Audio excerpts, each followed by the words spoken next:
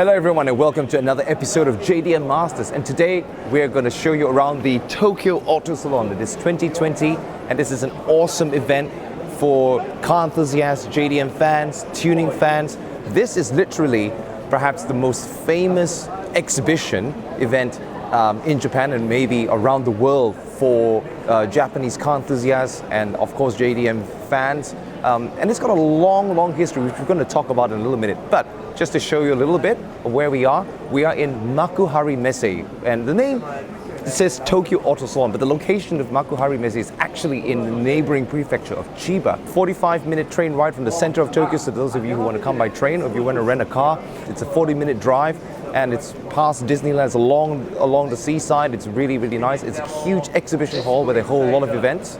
But the Tokyo Auto Salon is held here annually in January, and it's the central location for the gathering of all Japanese car tuners, product aftermarket makers, and this is literally the most sought after and the most popular exhibition for just about any kind of tuning industry, not only Japanese car tuners. So the Auto Salon is so huge that it literally uses up the entire Makuhari Messe. It's 9 halls, and so it's filled with different exhibition booths. We have even now car manufacturers like Toyota, like Honda, Mazda and Nissan participating. So let's talk a little bit about the history of the Tokyo Auto Salon. Now, it was started way back in 1983.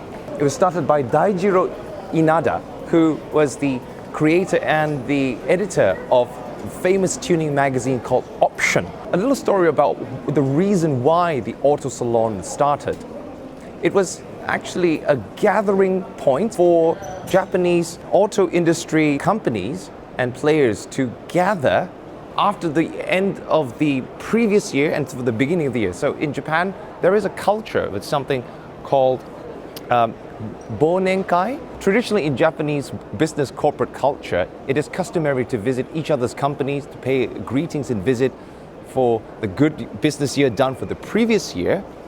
And it's really troublesome for them to go all around the country to go to each other's offices. So what they usually do is Japanese companies would send representatives to their subsidiaries or to their parent companies or to their business partners. So the Auto Salon was originally envisioned by Option magazine as a gathering event of these auto industry companies could come together in one place, and they would actually just visit each other's booths and just pay greetings and you know, for well wishes for the year coming, and also for future, and to strengthen business relationships. So that was the original concept. They didn't imagine that it would become something so popular and literally be an integral part of the Japanese tuning industry. So this is just one of the huge halls that host the display booths, and you can see it's at the moment it's just filled even on the first media day with lots of industry staff and people going around, a lot of guests coming from overseas, and it has become very popular with foreign visitors of late. Now, interestingly, in 1983, the very first show was not actually called the Tokyo Auto Salon. It was called the Tokyo Exciting Car Show. Very typical of Japanese car English at that time, but it shows the original priority and the intent of the event. And typically you would have famous tuners and aftermarket producers back in the day like Cusco, HKS, tuners like Tomei Powered, Spoon Sports, Jun Auto Mechanic, Toda Racing, and a lot more. Now, the bubble economy was in full swing and people had money to go racing in motorsports. A lot of small teams wanted to compete in Super Taikyu and a lot of other different races to prove their engineering and tuning ability. So it was a large collection and a showcase for tuning shops to show that they had some special parts, some advanced technology. And so throughout the 80s and the 90s, this really formed the backbone of what now is actually created a kind of legend for JDM culture and JDM parts.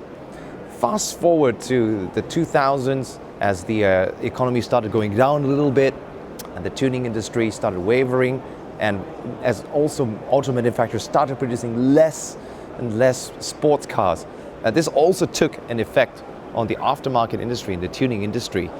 And from somewhere like 2009 and 10, Tokyo Motor Show, which primarily consisted of only car manufacturers releasing their concept models and new models, they also started participating in the Tokyo Auto Salon. So there's a difference here.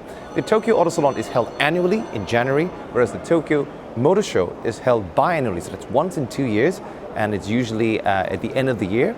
So that these two are actually very, very different shows. So think of the Tokyo Motor Show, that's a showcase for manufacturers, whereas the Auto Salon is really unique because it is a showcase of primarily tuning, aftermarket, and motorsports. So let's go have a look around, and I will be showing you selected booths, because if we were to do the entire event, this video will probably take 3 hours. So we're just going to bring you especially our selection of classic and true 90s popular JDM aftermarket tuners and companies. So let's go. I just want to show you guys a little bit about how the Auto Salon culture and largely in part the car tuning culture and thinking has changed in the last 20 years. Now, previously I mentioned that the Auto Salon was originally filled with only Japanese tuners, and that was like the basis of JDM cars. But now if you look behind me, you'll see, well, a couple of Lamborghinis, and it's not just an ordinary Lamborghini. This has different kinds of styling with flashing lights. It's something like what you would see with the Morohoshi family and their flashy, like discotheque style Lamborghinis going around the road. And for Europeans, we hardly see supercars even on the road. In Japan, I think this is one way to stand out, like to customize your supercar. If you come down to Tokyo, cruising around Ginza or in Roppongi, you're bound to see quite a few supercars. Now, if you're a supercar owner, how are you going to stand out? And this is the answer. You come to one of these tuning shops, they can customize your supercar, Ferrari or Lamborghini to even higher heights of personalization. And it's probably not wrong to say that the scene is slowly shifting away from pure JDM. In fact, it's pretty interesting in that sense because we have a lot of different cross cultures.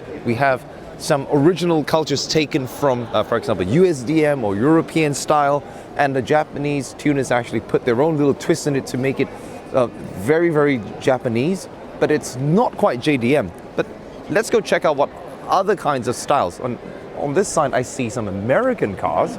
There is actually quite a huge following for American supercars in Japan. And for example, Alpha Industries is a small company that customizes beautiful paintwork for the Dodge Challenger, Hellcat and the RT right here. And just looking at this 3D paint, the level of workmanship and craftsmanship is very Japanese and very high quality. And it really shows like that transference of different skill sets into just about anything that doesn't actually have to be just JDM cars. But such is what I would probably say the Japanese tuning industry thinking or the trend at the moment. And so now we come to one of the first booths. We have Work Wheels, which a lot of JDM fans will know. This brand, they produce racing wheels and stylish sports wheels for the JDM car market. And they have a large selection of new wheels that's not only racing but also for dress up. I think it's following the trend of late. And you can see on their display, they also make a lot of different sub-brands. And most of them, would be probably suitable for European cars, for VIP, as they call it in Japan, or VIP cars, stands. And not only that, but on that corner, you still have the traditional racing wheels that are used in motorsports. And let's see if we can find any of the old favorites. The Work wheel that I remember the most, and probably everyone would know, is the Work Emotion. And I think they still produce it. Let's go have a look at what their latest version is. And so yeah, I found it. The Work Emotion. This is a updated version with new colors. It seems to be like a granite black. And here we have a kind of bare metal design, but it's actually coated with a really thick layer. Some people would really like this design, but it's good to see that even old wheels are being refreshed with new ideas and new colors. Over here also we have the Work Emotion ZR10s in different colors. Would you want to put this bright lime green perhaps on your R34 GTR or your Supra. I think it'll be really cool. And down here, more old school work emotion wheels. You have the T71R and the CR, finished in sort of multi-colored purple and red and blue. Really fashionable. It's kind of like ladies, choosing different color bags. So, for guys, you want to choose different color wheels for your cars, just to spruce it up and individualize it a little bit. That's what the Auto Salon is about. Displaying a selection of parts that helps you to customize the cars to exactly your own taste and gives your own personal flavor. So now we're at the GR Toyota booth, and it's some car covered in front of me. Is it a Supra? It must be a Supra. I can see it from the little hump at the front. Now guys, this is true old school JDM. What I really like about the official booths is they still have a mix of old and new. This is really interesting. Let's go have a look. Wow, impressive. Impressive. I had an AE86 Levin quite a while back, and this appears to be a fully restored AE86 Corolla Levin, original 16 valve 4AG, and interestingly, it's not fuel injected. This is what you see, is carburetors, old school FCR carburetors, full throttle, individual carbs, and I really like this sandblasted blue finish on the cam head cover. This is really great because this is now the example of how you want to keep and restore an old car. You're still keeping the style of the original design, and you look at this. It doesn't have excessive body kits. The TRD ducktail spoiler, it's all stripped out, but you can also tell the whole body has been restored. Rust has been removed. One thing about these 80s cars is that the rust proofing wasn't as advanced as in the 90s, but also the metal use was more prone to corrosion. But looking at this, perhaps Gazoo Racing restored. Exhaust manifolds appear to be titanium, and the way it's been, the curve, the 4-1 exhaust to have a good balance between mid-range torque and top-end high power. Fast forward 2020, this is perhaps the way you would want to do a resto mod, as what's very popular now with old 80s cars. And another example of here is a black limited Sprinter Torreno A86. Now this one still retains the original TVIS EFI intake manifold, sandblasted black cover. It still has the original air intake, the really interesting looking long funnel air intake coming from the side here. Now the black limited was a special last run edition of the A86. Technically it's the same as the normal cars, but it had the special black paint with the gold rims, the gold stickers on the side, and even the badge, the emblem is gold. So among all the A86s, this is actually a rare spec. Very interesting to see how Toyota Gazoo Racing have put one here in fully restored condition. I've noticed that now, look, even all the clips, the metal latch are all gold as well. A gold and black contrast is really, really nice. Steering wheel has gold Toyota letterings. The apex on the seats also has gold lettering. Gold pinstripe on the door. Now, of course, recently there's a great revival of especially 80s cars. Now, 80s cars like this, 1983, more than 35 years old now. So to bring that relationship between the very popular old models and to the modern Toyota 86 over here. And this is even more interesting, guys. So like Nissan and Nismo, this started a while ago, the heritage program to restore for owners who own the R32, the 33 and 34, Nismo and Nissan have collaborated to make parts that were previously out of production. And now Toyota has done the same. Looking behind me, this is very obvious what they're doing. For the A70, the A80 Supra, they're now starting to produce parts again for owners who want to restore and keep these cars in great condition. So let's see, what do they have? A front emblem, a propeller shaft would probably be quite hard to get. Things like the door handle, oh man, I wish you could get these parts, but the old A70 I had. A80, we have the brake booster, headlamps, door handles, And I suppose they'll come up with more parts, maybe like a wire harness, body parts, which would be very difficult to get. And of course, for Supra fans, if you still want a Supra, you can buy one. But it's not really a Toyota, but it doesn't matter. It's still a great car to drive.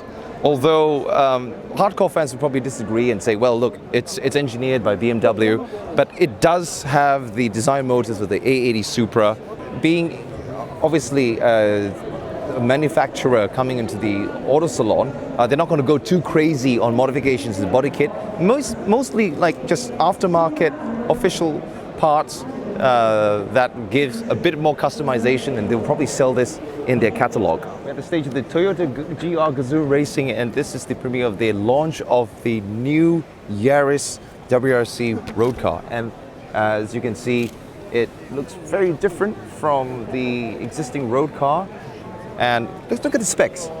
272 horsepower, 37 kilograms of torque, and with a power weight ratio of 4.7, this is going to be quite a phenomenal machine. It's also four-wheel drive, and on the stage they have lined up the WRC car on the right there, which is the inspiration. It's good to see that they've made this road car. And on the right, the original 1987 Celica Gt4 ST165. That's the car we missed out at the historic garage. But that obviously, they're drawing the direct inspiration for that original homologation car to the new generation Yaris. What's really great is to see that manufacturers like Toyota are finally going to, deciding to make exciting cars like they did back in the 90s. So it's fun to drive again, which is their current Japanese tagline. Now, interestingly, the ST165 Toyota Celica GT4 is really popular in Japan because of this film. It's called Watashi o Tsuki o Tsurutete. It was used one of the main characters back when there was the economic boom, and they used it going through snow. And it's exact same color and spec as you see here. What is interesting about this model is that this is the first front-wheel drive model after the previous Celica. And for WRC homologation, they decided to put in a four-wheel drive mechanism with the 3S GTE, 4-cylinder, 2-liter turbo. I didn't have much horsepower back in 1987, 185, which is not even 100 horsepower per liter. But the shape remains iconic. Color Signs drove it to victory in the WRC, preceding its more successful ST185 brother. And so now we're at TRD, Toyota Racing Development, which is the official motorsports and aftermarket parts producer for Toyota. Now, as of late, because they don't have a lot of motorsports involvement for their road cars, but we're going to see a lot of development with the new Yaris, the 86, and perhaps the new Supra. But as late, TRD has also been doing a lot of parts for the regular cars, and we can see here a concept based on the Mirai, very futuristic looking, but also quite electric, I would say. You see different body panels, more for aerodynamics probably. The wheels are all sealed off, but maybe that's a bit unrealistic. Let's get to some more realistic examples. If you are into Hilux super pickup trucks, TRD has some selection of, let's see, wheels maybe, rear carrier, and for the new RAV4, body kits as well. Not too exciting, I would suppose, but still good for customization, and that's really what the scene has changed into right now. So this is the Tom's booth. Tom's is a very well-known Toyota tuner, which started in 1974 by a former Toyota dealership owner and a racing driver. But now Tom's makes body kits and also interior and exterior parts for different Toyota cars. Interestingly here, it's not a Toyota sports car. We have the latest generation Toyota Century, and it appears that they are showcasing white leather upholstery leather for the new Century and also different wheels. On this side, we have a lime green matte colored 90 Supra with wing, body kit, and different wheels. And of course, Tom's also participates in the Super GT. There's their Lexus RC GT race car over there. Subaru fans, we're now at STI and Subaru combined booth. And of course, World Rally Blue. And they have the VAB STI body with some body kit, canards, rear wing. And right over there is the prototype of the next generation Lavore they're showcasing. So the BRZ here, I see same kind of flavor as the WRX STI. Different front spoiler, canards, a different rear wing. Subtle but important changes. But this is more interesting, I guess. Nürburgring 24 hours. Yes, it is. It's a Nürburgring 24 hours race car. Subaru is fielding almost every year and making incremental changes. Love how they've really worked on the aerodynamics with extended flared out fenders, better cooling to the bonnet. Basically, just ongoing testing and development of the race cars. All of this, motorsports development is very important to bring it back into the future road cars. Here we have the All Japan Championship Rally race car done by Arai Motorsports, and Mr. Toshi Arai is a long-time racing driver and rally driver for Subaru STI. So looking very nice in blue, endless and work wheels, very, old school but important Japanese news. Good to see this kind of style still being kept until today. So always at the Recaro booth at the Tokyo Auto Salon, they have a very interesting way to display their seats. Basically arranged like a little movie theater. People can just come here, sit down, relax, take a break from walking around, and you can sample all of their different seats, from the comfort seats to racing bucket seats, sports seats. And the movie that you're watching is that Subaru, or the 86 race car. Recaro, of course, is very, very popular in Japan. Some of the models are actually designed and made here, such as the SPJ, which was found in the Lancer Evolution 5 and 6, and also the Accord Euro R. That's a Japanese model. So guys, we have our friend here, Masaki, who's gonna help us explain a little bit about this new generation Recaro seat. Yes. What is this? So this is called a Recaro RMS. So it comes with the FRP, or the carbon fiber seat. So basically it is like the next generation of Recaro seats. So Okay. basically you can see, like compared to the normal, conventional bucket seat, this is more deeper, but and also like these paddings are like the next generation paddings. So not only, so if you look at this, it looks Spartan. So you might feel like it's more hardcore, but when you sit on it, it feels comfortable. So you can just try it right now. Does it? Right. Feels comfortable. So maybe all these pads are customizable to your body shape. I'm a relatively thin guy, so sitting in this, I just feel really comfortable. You're really like deep, you're sitting in the seat instead of on it. Would you say is this next for racing? Well, basically it's for racing, but this is a street compatible. So you can register, you can have this seat in your street car, and it's still fast tracking. Oh, does it? Yes, it does. That's wonderful. Yeah. Get the seat, guys. So we are now at Roberuta, which makes lift kits. Yes, exactly. Lift kits for high-end models like supercars, or some expensive JDM models like GTRs and stuff. But this is not a normal supercar. This is a genuine CLK GTR road car. That's insane. There's probably a handful of them made in the world. Yes, exactly. They have one of them now. And XJR 15, Anija's Aventador. Aventador, and an F50. All these supercars that are on display. This is really impressive. I mean, to see such a rare homologation road car. Well, it's basically a race car. It's not even a supercar, in my opinion. And so also not just racing cars, but cross-country cars. Jaos is a very well-known Japanese tuner that prepares SUVs and off-road cars like this Toyota Hilux here for cross-country rallies. Also very popular in Japan is the Suzuki Jimny. They just released the next generation after a long 20-year run over there. And for fans, JDM fans who love cross-country, what else do they have here? New generation Celica's minivan with lift kits and like the bumper braces and stuff. So they do have a lot of like parts also for daily use. Yeah, daily use, like for off-road use and stuff. Yeah, extra fog lights. Yeah. Very useful.